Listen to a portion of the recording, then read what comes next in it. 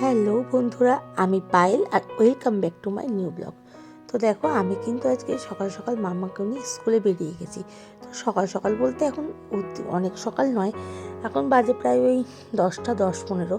ওর যেহেতু ওই 11:15 নাগাদ স্কুলে ঢুকতে হয়, ওই জন্য আমি একটু তাড়াতাড়ি আজকে বেরিয়েছি। আর এই দেখো, আমাদের বাড়ির পাশে একটা ছোট্ট পুচকু আছে। তো রাস্তায় যেহেতু ওর সাথে দেখা হয়ে গেছিলো, ও কিন্তু মামামের হাত ধরে ওর সাথে ও যাবে। যাই হোক, তো যেহেতু আমাকে আজকে স্কুলে নিয়ে যেতে হচ্ছে, ওই জন্য আমি তাড়াতাড়ি করেই মামাকে নিয়ে বেরিয়ে গেছি, কারণ বাড়ি গিয়েও তো সমস্ত কাজকর্ম আছে। আর এখন সত্যি কথা বলতে তোমাদের দাদাই আগে নিয়ে যেত, আর ছেলে থাকলে তো ছেলেই ওকে স্কুলে নিয়ে যায়। তো সেই কারণে আমার খুব একটা স্কুলে আসা হয় না।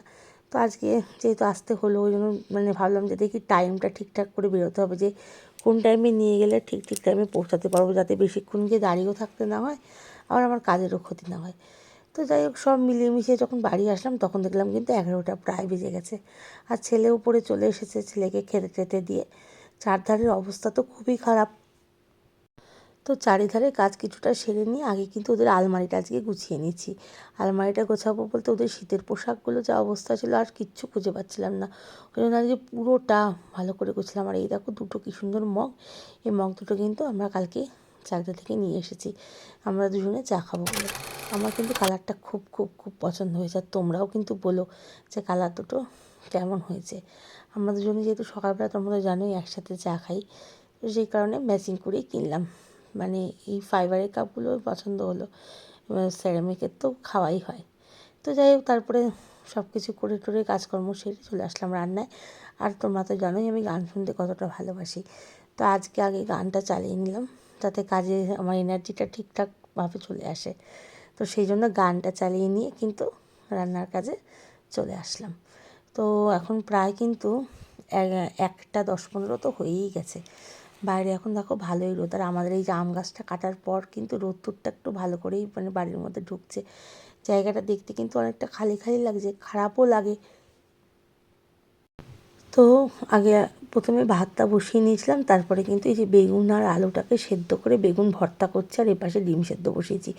আজকে যেহেতু বুধবার, আমি বেগুন পোড়াই না, সেহেতু কিন্তু সেদ্ধ করে নিয়েছিলাম। তো যাই হোক, তারপরে বাঁধাকপির তরকারি বসিয়ে স্নান করতে চলে গেছিলাম। তো এই যে স্নানটা কিন্তু হয়ে গেছে।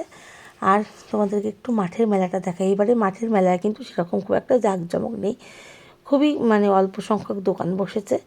তো এই যে চারপাশ কিন্তু সমস্ত ঘরবাড়ি কিন্তু খুব সুন্দর করে গুছিয়ে গাছিয়ে নিয়েছিলাম। আর ছেলে পড়ে এসে অনেকটাই ক্লান্ত ছিল, ও আবার স্নান টান করে নিয়ে অঙ্ক টঙ্ক করে তারপরে শুয়ে রেস্ট নিয়েছে। আমি এই যে পুজো টুজো দিয়ে স্নান করে পুজো টুজো দিয়ে আমার একদমই কমপ্লিট হয়ে গেছে। আর সব ঘরবাড়ি কিন্তু আমি সুন্দর করে গুছিয়ে রেখেছি। আর তোমাদের দাদাও বাড়ি এসে স্নান করে কিন্তু মেয়ে আনতে চলে গেছে। দেখো, আমার রান্নাঘরেও সমস্ত কাজ হয়ে গেছে, রান্না করে সব কিছু পরিষ্কার পরিচ্ছন্ন করে একদম কিন্তু কমপ্লিট। এই যে আমার কর্তামশাই এখন খাবার বাড়ছে, আমরা কিন্তু এখন সবাই মিলে খেতে বসবো। আর ছেলে এখনও ঘুমোচ্ছে, ছেলেকে ডাকছি তাও ছেলে উঠছে না। তো রান্নাগুলো একটু তোমাদেরকে দেখাই। দেখো, এখানে আলু পেঁয়াজ কলি ভাজা করেছিলাম, আর এখানে কিন্তু এই যে লাস্টে বাঁধাকপিটা করেছি। আর বেগুন ভর্তাটা তোমাদের আগে দেখিয়েছি। তো যাই হোক, তারপরে কিন্তু সন্ধ্যেবেলা আজকে একটু চিতই পিঠে করতে চলে এসেছিলাম। আর আমি কিন্তু কড়াইতেই করেই করি, কারণ আমার ওই খোলাতে গ্যাসে ভালো করতেও পারি না। আর এখন উনুন করতেও আর নিচে গিয়ে করার মতো আমার সময় নেই। তো যাই হোক, বছরে একবার তো একটু করতে ইচ্ছা করেই, সেই কারণে করে এই যে দুধের মধ্যে গুড় দিয়ে কিন্তু জাল দিয়ে করে ফেলেছি। কালকে তোমাদের অবশ্যই দেখাবো কেমন হলো। আর ভিডিওটা ভালো লাগলে কিন্তু অবশ্যই লাইক কমেন্ট শেয়ার করবে। তোমরা সাথে থাকবে, পাশে থেকো। চলো, গুড নাইট, টাটা।